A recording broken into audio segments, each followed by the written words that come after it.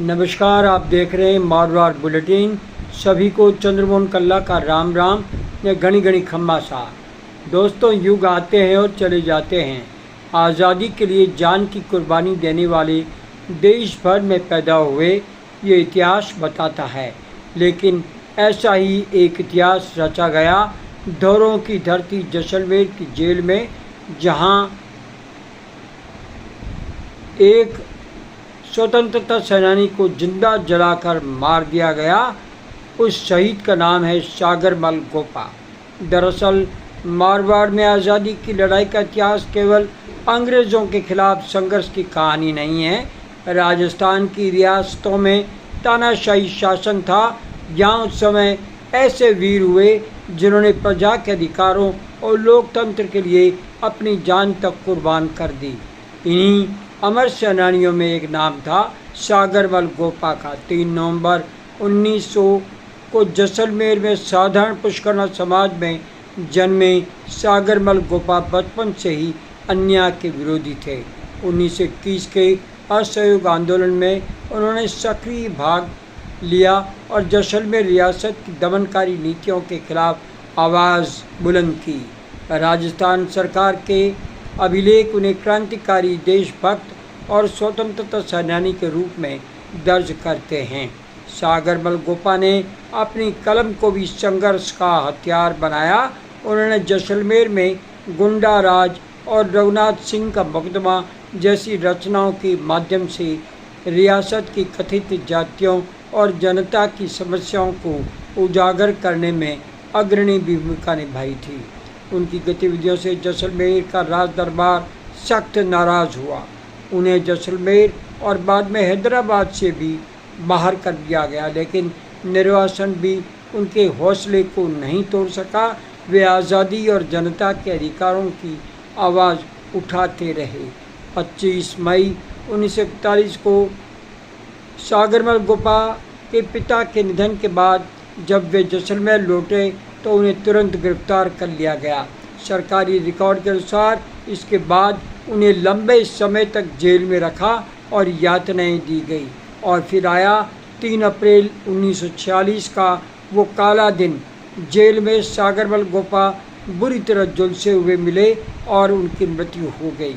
तत्कालीन प्रशासन की ओर से इसे आत्मदाह या आत्महत्या बताने की बात सामने आई, लेकिन इस दावे पर गंभीर सवाल उठे। उनके लिए उस समय देश के सबसे बड़े आज़ादी सेनानी, जो बाद में देश के पहले प्रधानमंत्री बने, पंडित जवाहरलाल नेहरू ने 28 अप्रैल 1946 को जारी अपने वक्तव्य में कहा कि सागरमल गोपा की जेल में जलकर मृत्यु हुई और उपलब्ध परिस्थितियों को देखते हुए आत्महत्या की कहानी अत्यंत संदिग्ध थी। नेहरू ने मामले की जांच के लिए प्राप्त रिपोर्ट और गोपा के भाइयों से हुई बातचीत का भी उल्लेख किया, जिसमें उनको जेल में लाकर जलाकर मारने का उल्लेख है। राजस्थान सरकार के एक ऐतिहासिक प्रकाशन में भी दर्ज है कि सागरमल गोपा 1946 अप्रैल में जैसलमेर की जेल में शहीद हुए। उन्हें षड्यंत्र के तहत जला दिए जाने का उल्लेख मिलता है।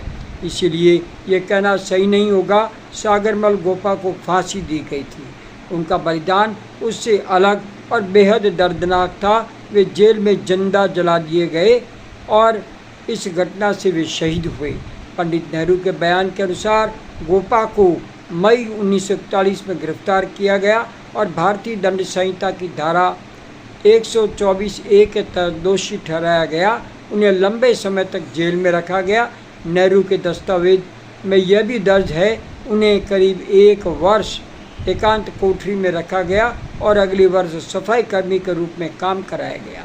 1940 की शुरुआत में जनरल व्यास ने गोपा के साथ हो रहे व्यवहार को लेकर पश्चिमी राजपूताना के राजनीतिक एजेंट से संपर्क किया। उन्होंने गोपा की स्थिति की जांच और उनकी रिहाई की मांग की। नेहरू के दस्तावेज के अनुसार 8 मार्च 1946 को व्यास ने फिर राजनीतिक एजेंट को पत्र लिखा। जवाब में मिला कि मामले को देखा जाएगा, लेकिन जांच के लिए राजनीतिक एजेंट जैसलमेर पहुंच पाते उससे पहले ही गोपा की मौत हो गई।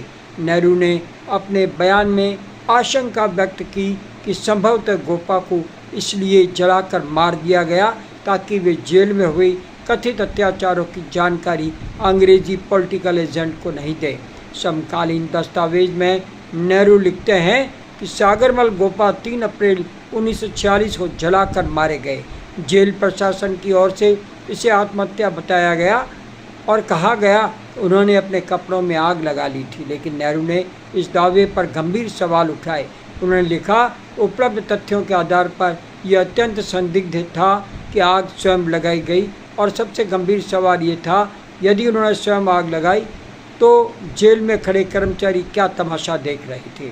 इतिहास गवाह है आग लगने के बाद भी गोपा को 10 घंटे तक अस्पताल नहीं ले जाया गया। सागरमल गोपा की मौत के मामले में सबसे गंभीर आरोपों में से एक अस्पताल पहुंचाने में हुई कथित देरी है।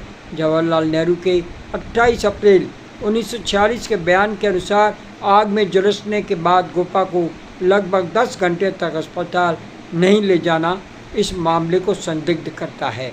नेहरू ने यह भी लिखा कि अस्पताल ले जाने के बाद भी उनकी बेड़ियां नहीं हटाई गई। उनकी पत्नी को मृत्यु से पहले उनसे मिलने तक की अनुमति नहीं दी गई। कुछ रिश्तेदारों को उन्हें देखने दिया गया लेकिन बातचीत करने की अनुमति नहीं मिली।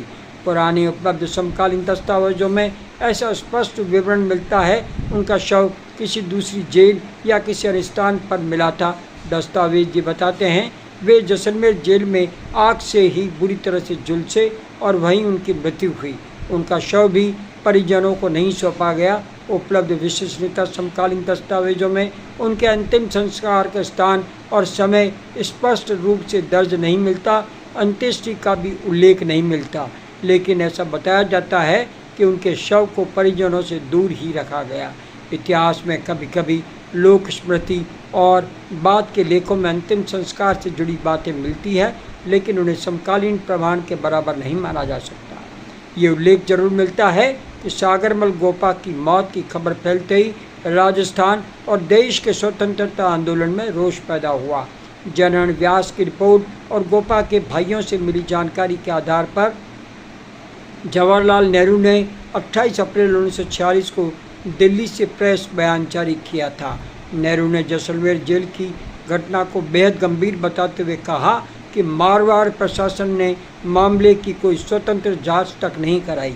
नेहरू के दबाव के बाद गोपा की मौत के लिए बनी गोपाल स्वरूप पाठक जांच समिति। बाद में जनता और राजनीतिक दबाव के बीच सागरमल गोपा की मौत की जांच का रास्ता खुला। ऐतिहासिक संदर्भों और राजस्थान के इतिहास संबंधी स्रोतों में इस जांच को गोपाल स्वरूप पाठक आयोग जांच समिति से जोड़ा गया। न्यायमूर्ति गोपाल स्वरूप पाठक, जो बाद में भारत के उपराष्ट्रपति बने, इस मामले की जांच की थी। आज जब हम स्वतंत्रता संग्राम का इतिहास पढ़ते हैं तो दिल्ली, मुंबई, कोलकाता और बड़े राष्ट्रीय नेताओं की कहानियाँ सामने आती है, लेकिन दूर रेगिस्तान जैसलमेर रियासत में एक लेखक और स्वतंत्रता सेनानी ऐसा भी था जिसने सत्ता के सामने झुकने से इनकार कर दिया था। उसका नाम था सागरमल गोपा। जेल में उनकी जलकर मौत उस समय हुई और जब वे यातनाएं झेल रहे थे और प्रशासन का कहना नहीं मान रहे थे। सवाल उठते हैं कि ये जलाकर मारने का मामला है। उनकी कहानी आज भी इतिहास से सवाल पूछती है। अगर ये आत्महत्या थी तो जेल में आग लगने के बाद 10 घंटे तक अस्पताल क्यों नहीं ले जाया गया? अगर ये आत्महत्या नहीं थी तो सच्चाई सामने क्यों नहीं आ सकी? और सबसे बड़ा सवाल, क्या सागरमल गोपा को आज़ादी की कीमत अपनी जान देकर चुकानी पड़ी? यही इतिहास आज की पीढ़ी को बताना ज़रूरी है, क्योंकि आप अपना इतिहास नहीं जानोगे तो खुद को कैसे पहचानोगे। आप चैनल सब्सक्राइब तो कर रहे हैं ना, इसे शेयर भी करें, लाइक भी करें, और हमें इससे थोड़ा सा आर्थिक संबल मिलता है। अब चंद्रमोहन कल्ला को अनुमति दीजिए, कल सुबह फिर हाजिर होंगे। जय हिंद, जय जय भारती, शुभ रात्रि, शब्बा खैर।